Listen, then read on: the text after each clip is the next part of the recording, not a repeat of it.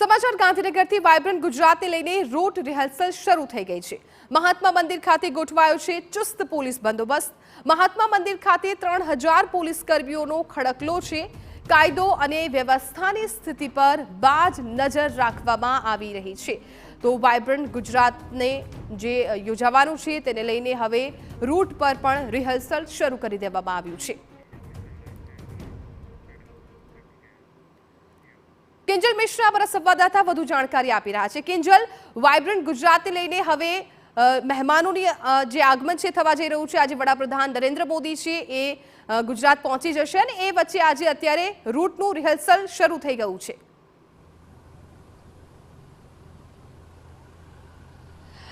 जी बिल्कुल root rehearsal शुरू થઈ ચૂક્યું છે। સીધા દ્રશ્યો મહાત્મા મંદિરના બતાવી શકે આપ જુઓ કઈ રીતની તૈયારીઓ છે તે અહીંયા થઈ ચૂકી છે।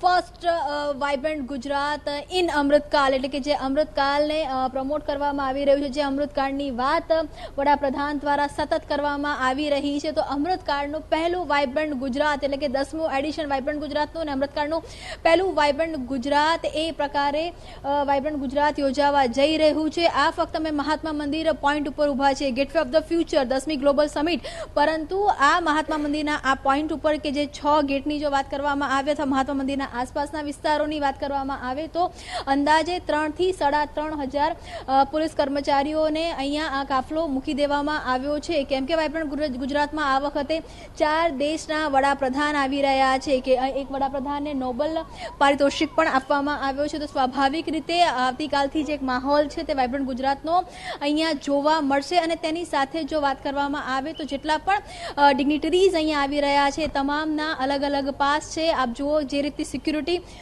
સુરક્ષા વ્યવસ્થા અહીંયા ગોઠવવામાં આવી છે કે જે કાર છે ચોક્કસ કારને જ અહીંયા એન્ટ્રી છે તે આપવામાં આવી રહી છે। તેની સાથે જ મહાત્મા મંદિર પાસે કેમ કે વીવીઆઈપી માટેનો ફર્સ્ટ ગેટ આ ગેટ છે એના કારણે થઈ અને જે પોલીસ બંદોબસ્ત છે તે પણ ચાપતો રાખવામાં આવ્યો છે। તેની સાથે જ ઝેબ્રા ક્રોસિંગ સિવાયના જગ્યા પરથી કોઈ પણ વ્યક્તિને રોડ ક્રોસ કરવા દેવામાં નથી આવતા। ઝેબ્રા ક્રોસિંગનો કોન્સેપ્ટ વિદેશોમાં વધારે જોવા મળતો હોય છે, ગુજરાતની અંદર કે ભારતમાં આ કોન્સેપ્ટ ઓછો જોવા મળે છે, પરંતુ જ્યારે વાઇબ્રન્ટ ગુજરાત યોજાઈ રહ્યું છે ત્યારે ઝેબ્રા ક્રોસિંગનો કોન્સેપ્ટ પણ અહીંયા જોવા મળી રહ્યો છે।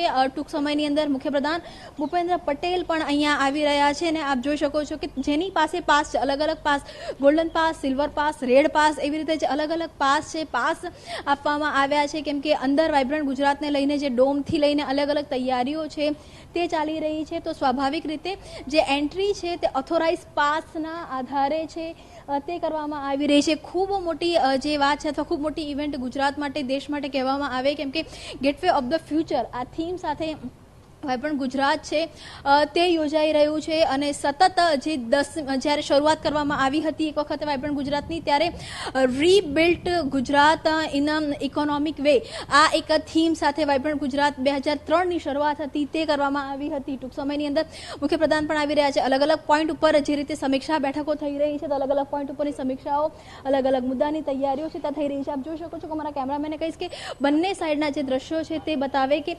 સિક્યુરિટીને લઈને કઈ રીતે કોર્ડન છે તે આખા જે પેસેજ છે તેને કરવામાં આવી રહ્યા છે।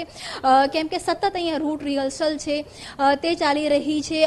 કેમ કે વીવીઆઈપી મુવમેન્ટ છે, દેશ બહારથી પણ અનેક જે ડિગ્નરીઝ છે તે આવી રહ્યા છે તેના કારણે રૂટ રિહર્સલ સતત ચાલી રહી છે। અંદર જે બેઠકોનો દોર છે અધિકારીઓનો, સરકારનો તે ચાલી રહ્યો છે અને સતત લગભગ આજે મોડી સાંજ સુધી આ બેઠકો છે તે ચાલશે અને જ્યારે રાત્રે 8-10 વાગે વડાપ્રધાન આવશે ત્યારે મુખ્યપ્રધાન સાથેનું જે મંત્રીમંડળ છે તે તેમને આવકારવા માટે અમદાવાદ એરપોર્ટ જશે। બિલકુલ કિંજલ, તો હાલ તો મહાત્મા મંદિર ખાતે પણ ચુસ્ત પોલીસ બંદોબસ્ત છે અને વાઇબ્રન્ટ ગુજરાતને લઈને રૂટ રિહર્સલ પણ શરૂ કરી દેવામાં આવ્યું છે।